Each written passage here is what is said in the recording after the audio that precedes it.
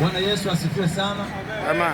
Wakazi wa maeneo haya na wapitaji, wafanyabiashara, tunawasalimu tena kupitia jina la Bwana wetu Yesu Kristo.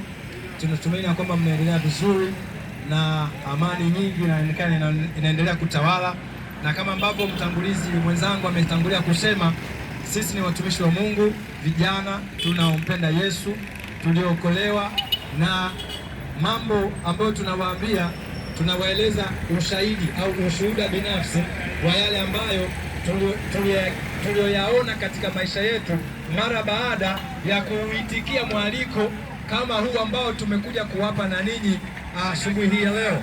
Unajua Waswahili wana msemo wao wa kufurahisha, wanasema kizuri kula na nani?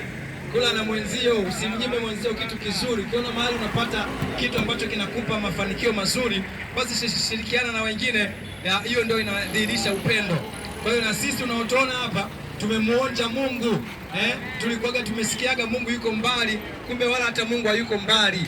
Biblia inasema yupo karibu na sisi kuliko hata mavazi tuliyoyavaa. Kwa hiyo ukimwamini na ukimuita kwenye maisha yako, atakaribia kwenye maisha yako, na akishaingia kwenye maisha yako lazima utaona kuna manufaa makubwa kuliko vile namna ambavyo ulikuwa mwenyewe.